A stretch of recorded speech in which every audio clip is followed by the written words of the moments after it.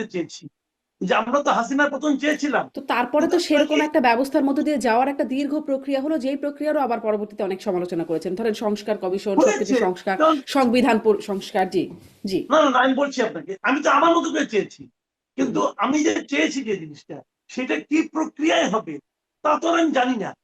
আমি তো অত বড় কেউ না, আমি একটা সাধারণ মানুষ। যেমন আমার ক্ষুধা লাগছে, আমি একটা খাদ্য চাচ্ছি, কিন্তু সেই খাদ্যটা কিভাবে আপনি প্রস্তুত করবেন এটা তো আমি জানি না। তখন আমি বললাম যে আমি ভাত খেতে চাই এখন। হুম, আপনি এখন ভাত খাওয়ার নাম করে ওই চুলার মধ্যে জাল দিতেই আছেন, দিতেই আছেন, দিতেই আছেন। আমি যতই বলি, ভাই তুমি যে জাল দিচ্ছ, পানি দিচ্ছ দেখছি, কিন্তু চাল দিচ্ছ তো দেখি নাই। আপনি বলছেন না এটার মধ্যে চাল আছে, তুমি ওয়েট করো।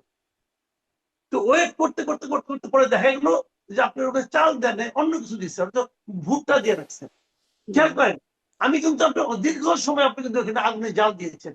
এরাও এই কাজটা করেছে। ওই যে মানুষ চেয়েছে যে আমরা এমন একটা সরকার চাই, এমন একটা ব্যবস্থা চাই, যে ব্যবস্থার কারণে আরেকজন স্বৈরাচারীর জন্ম হবে না। সেই ব্যবস্থার চাই মানুষের, এই যে চাওয়া, এটা আমার চাওয়া ছিল, আরেকজনের আরেকটা চাওয়া ছিল। এই সবগুলি চাওয়া নিয়ে ইউনূস সাহেব, যিনি এই আন্দোলনের আগেও ছিলেন না পিছেও ছিলেন না বলে আমার মনে হয়, যে ষড়যন্ত্র থাকতে পারে, উনি ষড়যন্ত্রে থাকতে পারেন আমি জানি না, কিন্তু হুম। হ্যাঁ, আন্দোলনে তিনি উনি দেশে ছিলেন। বিদেশে লবি করেছেন, এরকম তো মানে বলতে পারে, আমি ইন্টারভিউ জানি না, এটা আমি দেখেছি। বলতে পারবো না, ওটা আমি বলতে পারবো না। কিন্তু এই যেদিন 5 তারিখে শেখ হাসিনা চলে যান অথবা শেখ হাসিনার পতন হয়, শেখ হাসিনাকে দেশ থেকে বের করে দেওয়া হয়, এটা নিয়ে কিন্তু আরেক বিতর্ক আছে কিন্তু, যে শেখ হাসিনা কি পালিয়েছিল নাকি শেখ হাসিনা কে বের করে দেওয়া হয়েছিল, এটা নিয়ে আরেক বিতর্ক। ওই বিতর্কটা একটু বলে নেই। দেখেন, আমি কিন্তু মনে করি ঘটনা দুইটাই ঘটেছে। দুইটাই ঘটেছিল কেমন, যে শেখ হাসিনা যদি পালিয়ে যান, তাহলে যে হেলিকপ্টারে করে ওনাকে নিয়ে যাওয়া হলো, সেই হেলিকপ্টারটা চালাইছে কি শেখ হাসিনা নিজে নাকি তার বোন, হুম, কি চালাইছে? ওই হেলিকপ্টারে যদি পাইলট উনি কি এখনো দেশে নাই, তাহলে ওনাকে ধরা হয় না কেন? উনি উনি কি শেখ হাসিনার পারপাস সার্ভ করছেন নাকি অন্য কোনো পারপাস সার্ভ করছেন? এটা হুম, যদি হয়, তাহলে এই সূত্র বলে উনি পালান না। আবার দ্বিতীয় একটা কথা, যদি ওনাকে পাঠিয়ে দেওয়া হয়, জোর করে পাঠিয়ে দেওয়া হয়, তাহলে বঙ্গভবন থেকে হেলিকপ্টার পর্যন্ত ওনাকে কি চ্যাংদোলা করে নিয়ে যাওয়া হয়েছে?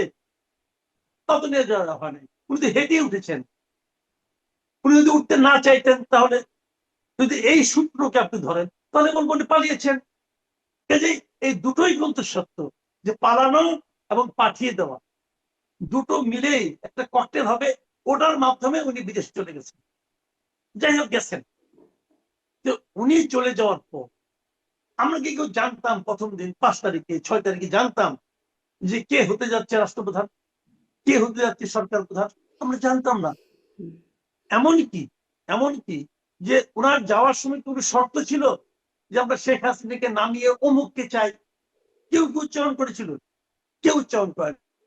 তার মানে ওই কমন লক্ষ্যটা ছিল যে আমরা শেখ হাসিনা সরকারের পতন চাই।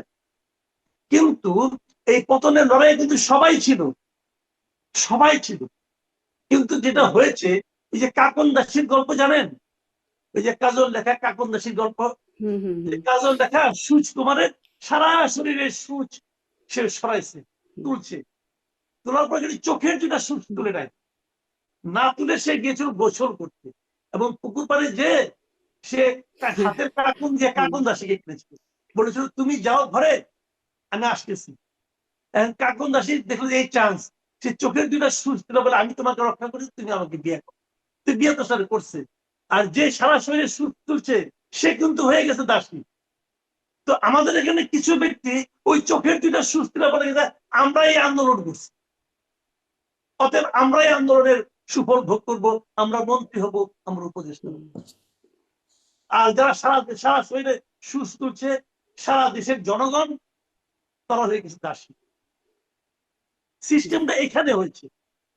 এবং হুম, তারা এই দাবি করে, যেহেতু তারা এখন মূল দাবিদার, এখন তারা মন্ত্রী হয়, তারা অমুককে বদলি করে, তারা ডিসি নিয়োগ করে, অমুক করে তমুক করে মাল কামায়। যে বলে যে আমার এলাকার আমার গ্রামের সবচেয়ে দরিদ্র বাড়িটা হলো আমাদের, সে 2 দিন পরে কয় সবচেয়ে ধনী বাড়িটা আমাদের। কেউ কিছু বলে না তাদেরকে। পরে দেখলাম একদিন তাকে জিজ্ঞাসা করলো, সে বলে কি যে আমার ব্যক্তিগত সম্পদ কোথায় কি আছে, এটা নিয়ে কেউ কোনো প্রশ্ন করতে পারবে না। এই হয়েছে, কেউ প্রশ্ন করে না কিন্তু। কেউ প্রশ্ন করে